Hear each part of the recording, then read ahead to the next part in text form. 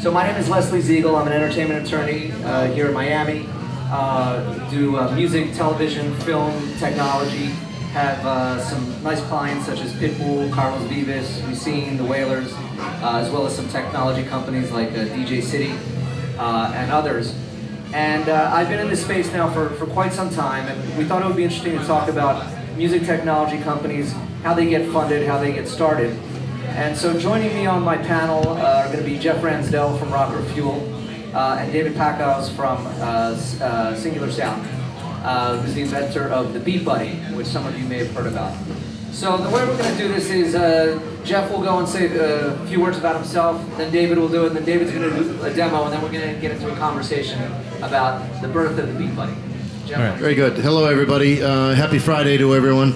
I took my mic off the stand because I know this is a festival, so everybody thinks I'm going to play guitar, but I'm not.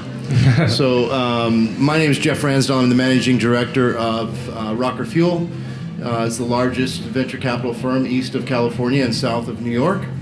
And really what we do is we identify amazing talent and entrepreneurs that are really making the world a lot better place, making the world a lot easier place to operate in.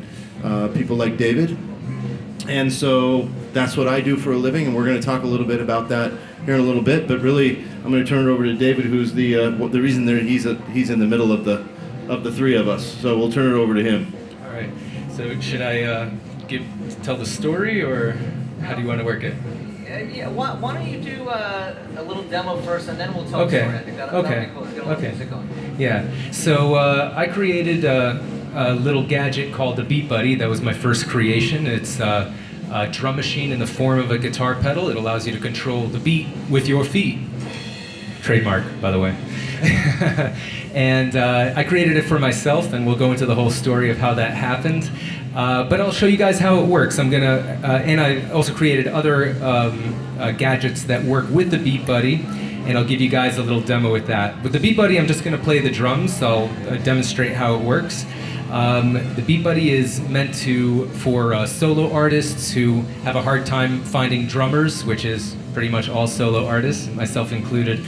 I wanted to create something that you could have live sounding drums that's not just a backing track, that you could interact with, more like a musical instrument, but is still easy enough to play, so you don't have to take your mind off of your instrument, off of your singing, so you can still concentrate on your main musical talent, but still have drum accompaniment. So I'll show you guys how it works. It's this little pedal here. You guys, I don't know if you can see it very well. It's down by my feet. We do have a booth right on the other side of this building. We're Singular Sound, like it says on the shirt. So if you guys want a closer look at our products, feel free to stop by our booth. You guys could try it out yourself if you're a musician, or just touch it because it looks nice. So I'll show you guys how it works. To start the beat, you just tap the main pedal right here. So you see it comes in with a little intro, just like a real drummer would. Now you could jam along, right? And this will keep on going and jam as long as you want. Whenever you want to mix up the beat, you just tap the pedal, and it throws in a little drum fill. Now, every drum fill is different, so it's not like a repetitive robot. And you could control how long or short those fills are. If you do it in the beginning of the measure, it'll play for the whole thing. And if you do it at the end of the measure, it'll just play, so you can control how long it is. So that gives you a lot of granular control while you're playing live. Now you're in your verse, right? You want to go to your chorus. All you have to do is hold the pedal down. Does that little transition fill? And now the beat just changed. So you can move the drums along with your music, hands-free. To go back, it's the same exact thing. You just hold it down, and you could keep on holding it down as long as you want, and it extends that transition as long as you want. You could use this to do a bridge, and when you let go, you're back where you started. So the drums are dynamically controlled just by a tap or a hold. So the controls are simple enough that you could concentrate on playing while still controlling the beat. We also have this little extension pedal, this foot switch that connects to the Beat Buddy, and that gives you additional controls. The left button here does accent hits. So watch. And you can make that any sound you want. It could be a kick drum, hi-hat, cowbell. Can never have enough cowbell, right? Am I right? Yeah. And then the other button is pause and unpause. And unpause. So you could do like a drum break. Right? What I like to do is, to do a little fill and bring it in with a fill. So you have a huge amount of variation and control just by those simple one tap and hold controls. Of course, the Beat Buddy comes with, this is just one beat, it comes with 230 different styles built in, but it comes with computer software, so you could make your own beats and put it on there, you could download other people's, put it on there. We have a very active community that they create beats and upload things, but we also have drum sets. So you hear right now it's a regular sounding drum kit on this beat, but I could change the drum set that the beat is being played on, so check it out.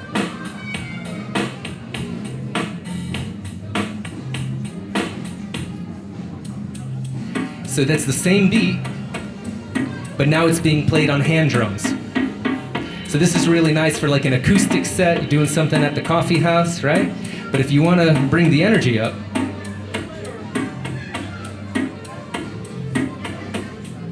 now we went to an electronic kit. So now you just went from the coffee house to the club.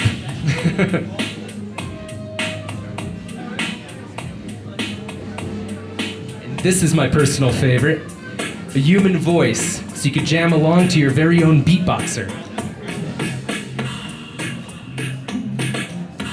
And then to end the beat, you just tap it twice, and you're done. So you have your live controls right there. Thank you guys, appreciate that. So that was our first product. We created a few other products that all work together synergistically with the Beat Buddy. Our latest flagship product is called the Aeros Loop Studio, and for those of you non-musicians, a looper is a device that will record your music and play it back in a loop. Now there's other loopers on the market out there, but they were very, very limited. I started playing with the loopers when I started using the Beat Buddy because people were using them together. And the loopers, other loopers on the market are very difficult to play because they don't have, you kind of have to like imagine the music in your head. It doesn't have a screen, you can't like see your music like you would if you're recording on a computer. So what we did was we combined a digital audio workstation, like the software that you record in the studio where you see all the waveforms, and put it in a pedal. So it made the looper a lot more powerful and a lot more easier to use as well. And we made it syncable to the Beat Buddy so you could have not only your drummer, but your backing band right here. So I'll give a very short demo. I know we want to get into the rest of our conversation here, but I'm going to show you guys how the looper works together with the Beat Buddy. So check it out. And please forgive my playing. There's a reason I'm not on the stage. All right, so check it out. Oh, let's do a normal drum set.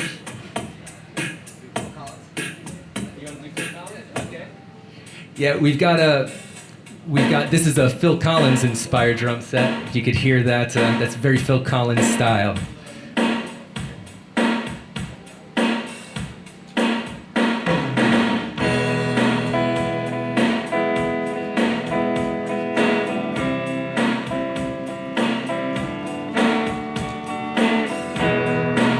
So you hear, I just recorded a loop, and it's just going around and around. Now I can add another layer to it.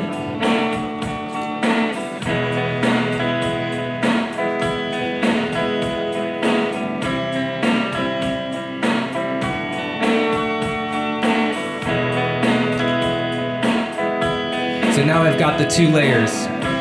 Let's say I made a mistake on that layer, I want to bring it back, I just hold the pedal down. And you see that layer just disappeared. I could also bring it back. I could replace it or bring it back. So you have a lot of hands-free control while you're playing. Now you could do a different track, which is a different length than that first one. This one is, if you listen to it, it's 4 measures, right? We're in the last measure. And I'm gonna do a shorter one, so it's gonna repeat while this one is playing.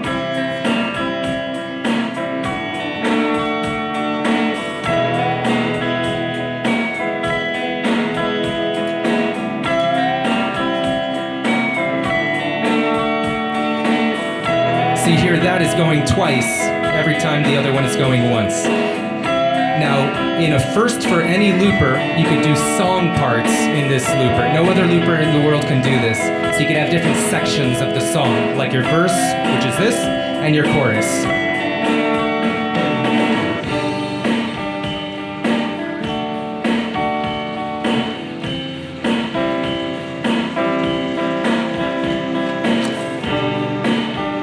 So now I've got my other one, and as you see, it changed when I changed it on the Beat Buddy. They're synced together. Now if I change the Beat Buddy back to the first one. So you could have up to 6 sections on the looper and up to 6 parallel tracks. So you could create massive accompaniments for yourself and be a complete one-man band. You got your drummer and your backup band. And right here built into the looper is a little wheel where I could control the volume hands-free.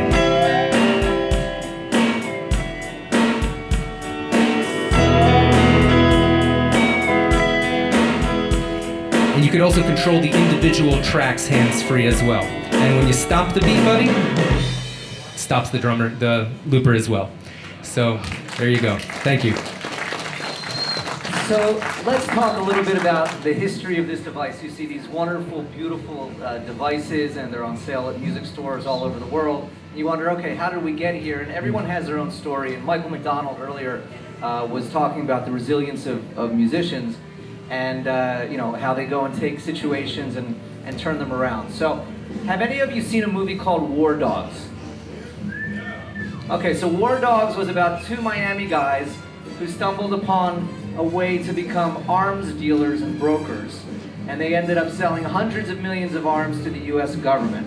And there was a movie made about it starring Jonah Hill and someone else, and there were 2 characters in it. Jonah Hill was kind of, the leader, the asshole, loudmouth who went and did this, and he brought a high school friend along who was a little bit more sensitive, played guitar, and kind of thought, okay, this is a good business, let me get into it.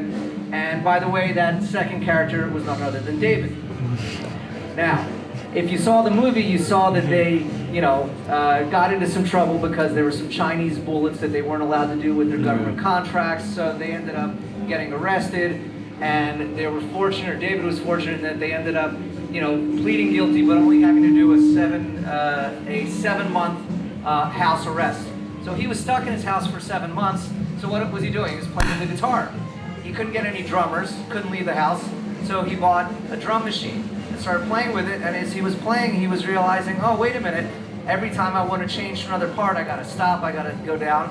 So he came up with the idea of the Beat Buddy. He wrote a patent, he Googled, got a book on it, did all of these things, and then built up, to the point where he was able to start a crowdfunding campaign on this. So why don't you talk a little bit about the crowdfunding campaign, and then from there, I want to just talk to Jeff a little bit more about what's involved in raising money, because obviously you have to get parts, there's supply chain management, there's shipping, there's a lot of things to build up the complexity of this company. So talk a little bit about how you raise money for this thing, being at home under house arrest. Yeah, so it was an interesting experience, of course. First of all, I have to say I'd never done this business before. I've always been an entrepreneur. I mean, ever since I was like 6 years old, I had like a little hustles, but I'd never developed a product before, definitely not a technology product, which is not a simple thing to do. And so I had to learn everything as I went. I was looking for all these engineers. I didn't even know what kind of engineers you needed to do this. I learned that there's different types of engineers. There's the electrical engineers who design the PCB boards. There's the firmware engineers who make the software. There's the mechanical engineers who do the actual body, the physical device. Then you have software engineers if you have software on your computer. So these are all different specialties, and they can't do each other's jobs. And you need to find good ones if you're going to do this. And the only way you're going to find them is Google. And you just Google and you tell them what you want to do. You send them your little sketch and the description of how you want it to work. And then you get a bunch of different quotes. And you have no idea who's good and who's bad. And so, my tendency was, of course, to go with the cheapest one. Big mistake. I ended up going, that cost me more money than I saved. There's a saying I like to say, cheap is expensive. So whenever you're going to get products or services or professionals, the cheapest ends up costing you the most because you have to throw out the work they did and then hire someone who was a little bit more, but was better to begin with. And that's exactly what happened. Yeah, I wasted 9 months and a little bit of money. I got most of my money back, but not all of it, you know. And eventually, I realized that the guys you should hire are the guys that seem to know what they're talking about, right? So I ended up hiring the guys who gave me the longest quote, you know, the longest proposal, where they broke every step of the process down into little sub-steps, little estimates of like how much time each thing would take, what specialty was needed for that particular part of the project. And they weren't the most expensive. They were actually less than half the cost of the most expensive ones. So the most expensive aren't necessarily the best. And you know, just to give you a range, the cheapest was 10 times cheaper than the most expensive. So there's a massive range. Eventually, I got guys that I thought could do it, but I didn't have even close to the money to do this. All the money I made from arms dealing was spent on lawyers. That's why Leslie is so rich, because he's a lawyer. You know. I do deals. I do entertainment deals. No, it's a very different kind of lawyer. Didn't mean to insult you, Leslie. I'm not the get out of jail free. No, you're definitely not. But yeah, you deal in nicer situations. It's a more pleasant law work. But he is my attorney, and I can tell you he does quite well. Yeah, yes, there you go. Exactly. He's good. He deserves it. So I didn't have the money, you know. So I had like 10% of what I needed to actually do the engineering on this. And I was really lucky in this that the company that I wanted to use, their lead engineer was a drummer. And as soon as I showed him this product, he was like, "Oh, this is perfect. All my friends are always asking me to jam with them, and I don't have any time to jam with them, so they're gonna love this thing." So he knew that the product, you know, filled a need in the market. And so he felt comfortable making me a deal that they never made anyone else, which was that I would give them like a 10% deposit, which is extremely small, and they would build a working prototype that I could then take to a crowdfunding campaign and hopefully raise the rest of the money. But if I didn't, they were going to do the manufacturing for me and take a percentage of the profits until I could pay them for all the engineering work that they did. Then I would own the engineering files. So we did that, and while preparing for the crowdfunding campaign, which is, you know, kind of a make or break situation for most entrepreneurs, because even if you go to a guy, you know, like Jeff and say, "Hey, give me money," right? He's going to be like, you know, "Well, how do you know the market really wants your product?" You know, and so a crowdfunding campaign is a great way to prove that that there's a market for the product. So it's a really important thing. If you're gonna do a crowdfunding campaign, you want it to succeed, not just to raise the money, but to prove it to the world, to the retailers, the distributors, that there is a market for the product. So what I did to prepare for that was I created a demo video of how the product worked. Now, I didn't have a working prototype right now, right? They were still building it. So we made a mock-up, you know, something that looked like the final version, and we shot a video making it look like it worked. And by the way, all the big tech companies do this, okay? You know, you ever see like advertisement for games? They're like in tiny little letters, it says not actual gameplay, right?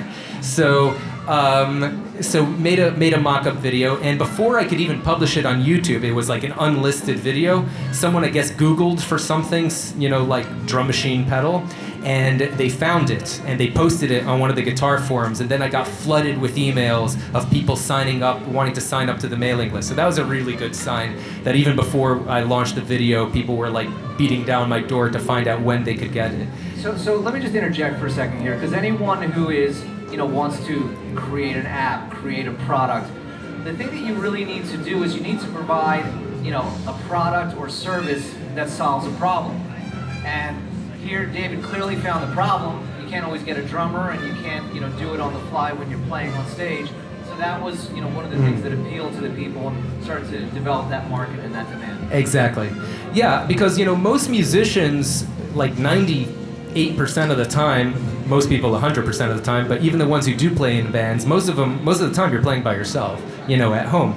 And, you know, your drummer's not coming over with his drum set, you know, even if you have one, which, you know, a lot of us don't. So there was a very big demand for it, which is why I was personally shocked when I when I thought I needed this, and I'm like, someone for sure makes it. So like I went online and Googled, and like nobody made it. And I was even more shocked when I did a patent search and nobody even patented the idea. So I was really surprised. But you know, it should just be a lesson that just because an idea is obvious doesn't mean that anyone has done it before. You know, someone is always first. And even if other people have thought of it, most of them are never going to do anything about it. You know, it's there. I think I read somewhere that statistically, because there's like 7 billion people on the planet, any idea that is thought of is usually on average thought of around 200 to 300 times around the world. But almost nobody ever does anything about it for whatever reason. You know, you're too busy, not enough money, just not enough motivation, you know. Back to the crowdfunding campaign, I spent 6 months before the campaign trying to get people to sign up to the mailing list, because with crowdfunding campaigns, the most important thing is that initial launch. Because if you launch big, then the platform itself, Kickstarter, Indiegogo, they're going to promote you, and then journalists take notice of you. People want to write about success, so journalists, if they see, you know, there's thousands of crowdfunding campaigns being launched all the time, and they have to pick which ones they're going to write about, and everyone is most excited about success. So you need to have a big splash when you launch. So the most important thing you can do when launching a crowdfunding campaign is to have a built-in, ready-to-go audience that can't wait to contribute to your campaign, so you get that initial bump. So I spent 6 months before the launch of the campaign promoting the mock-up video we made, promoting the website, spent a little bit of money on ads, not that much money actually, but it was enough to convert around 3,000 people to our mailing list, and by the time we launched, 500 of them bought like immediately, so we raised $80,000 in the first day.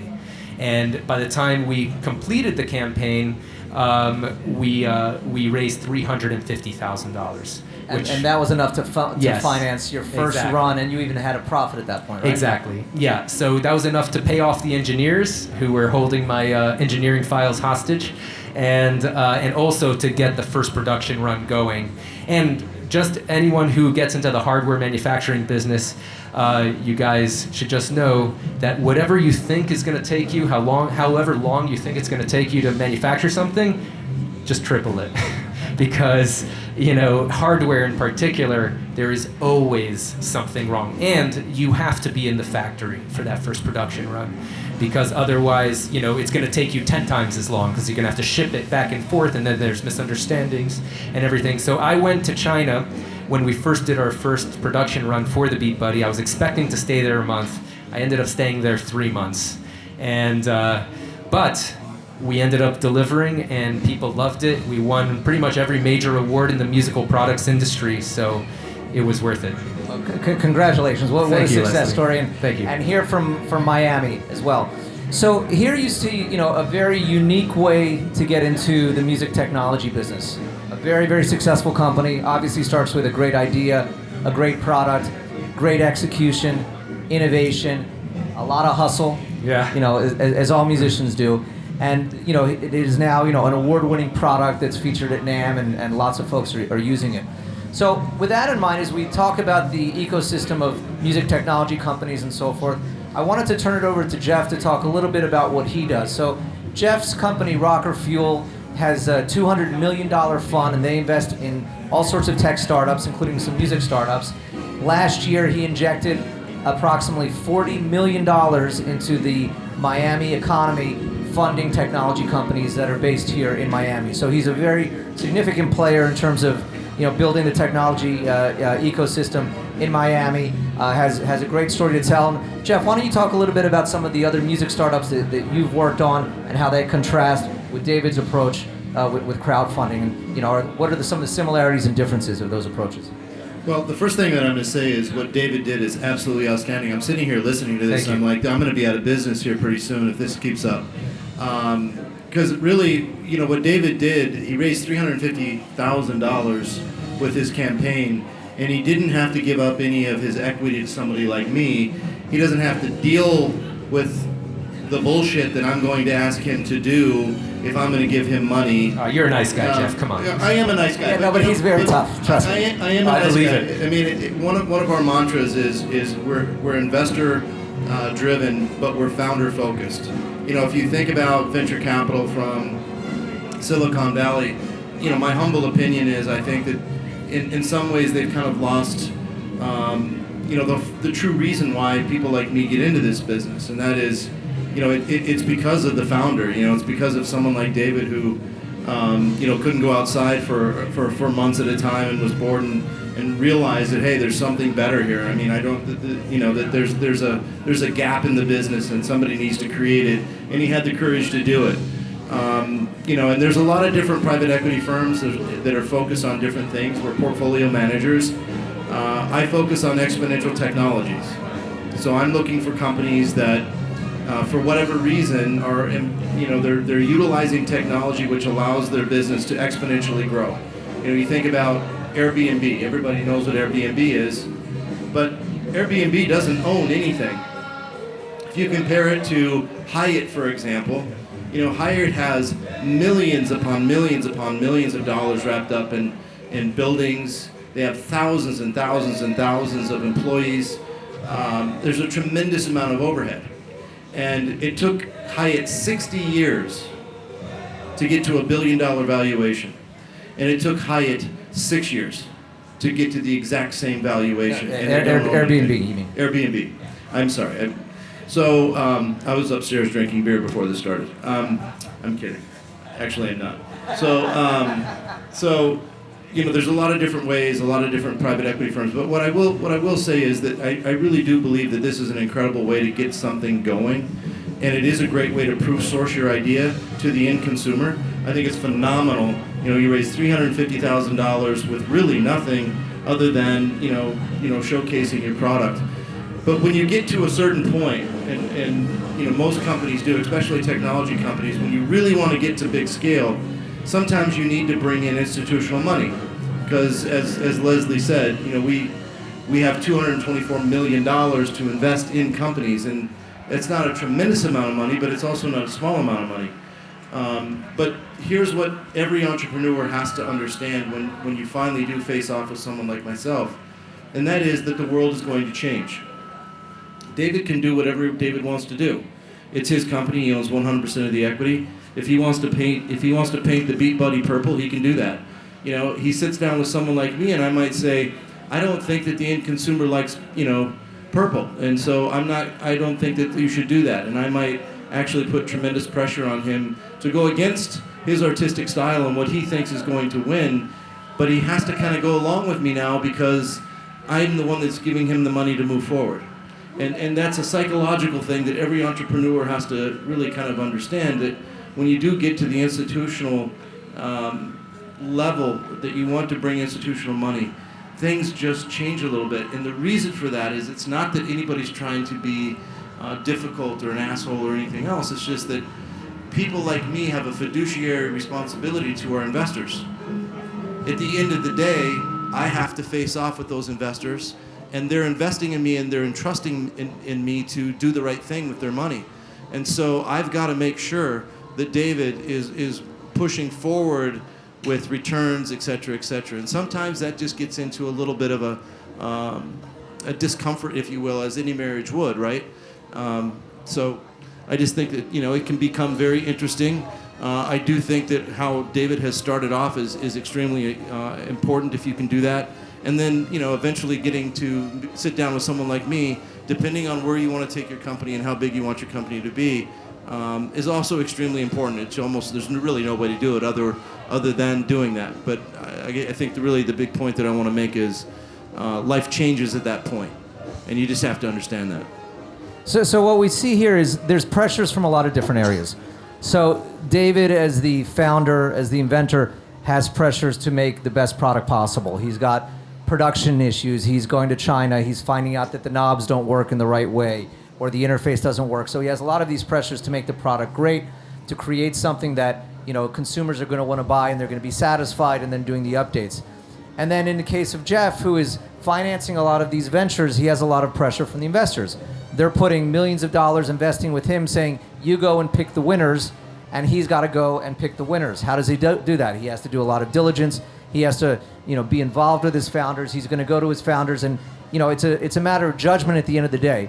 It's very easy to look backwards to connect the dots to success and see how it worked. You know, you can go and say, well, they did this turn, they did this, and this is how they got there. Seems logical, but when you're in the middle of it and looking forward, you can't connect the dots. There's a lot of trial and error and so forth. So, you know, Jeff has that pressure, David has that pressure. You know, I myself am in the middle making the deals at the beginning to try to mitigate that and create scenarios. Again, we're all trying to figure out what's going to happen in the future, and none of us, you know, can look into the future and don't have crystal balls.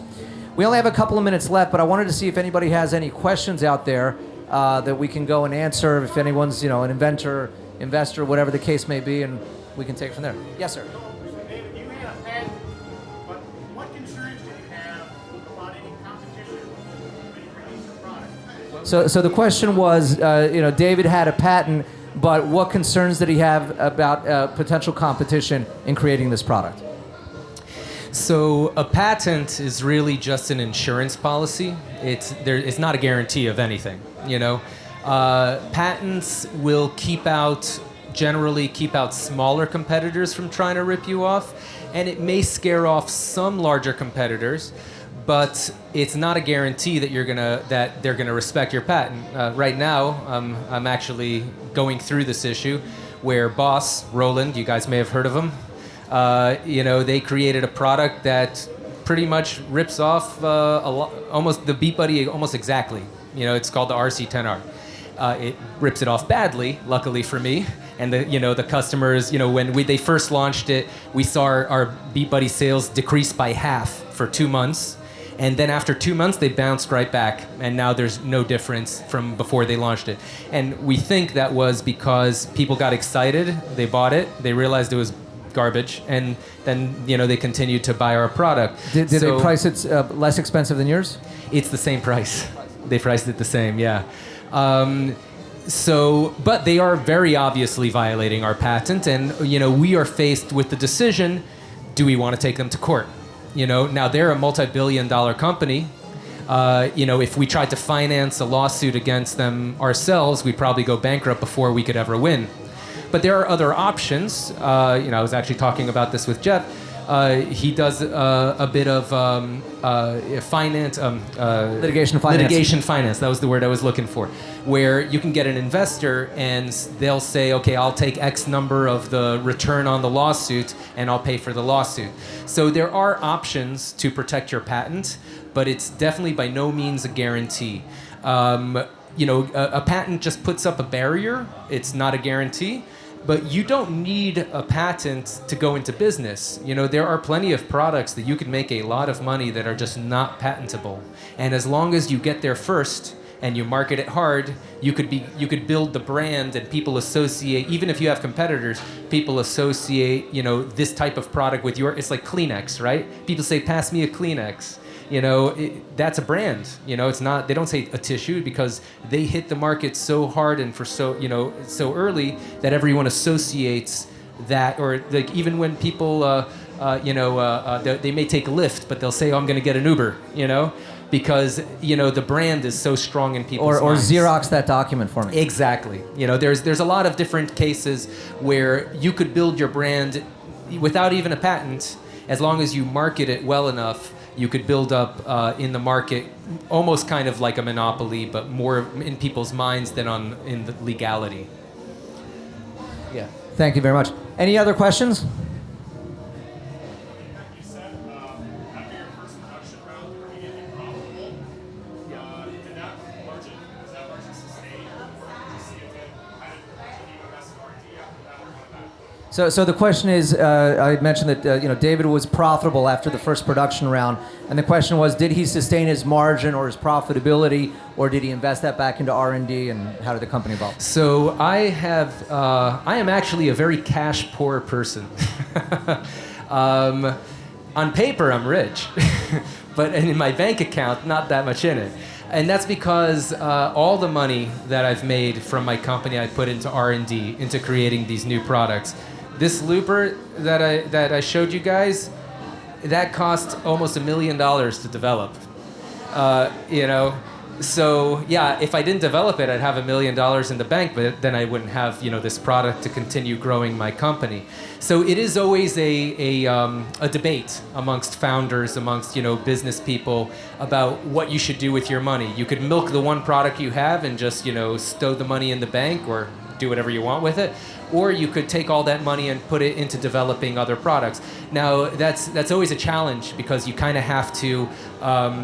If you bite off more than you could chew, then you don't have enough products enough money to sustain your business. If I put too much money into R&D on the looper, I may not have enough money to pay for the next production run of the Beat Buddy, and in which case I have no Beat Buddies to sell, I have no more revenue coming in, I can't continue R&D on the looper, and then the whole thing blows up. Then I have to go to Jeff and beg him for money, and he's gonna not give me a good deal, right? because I'll be in a bad situation. I would give you a good deal, though. Maybe me, but not you guys.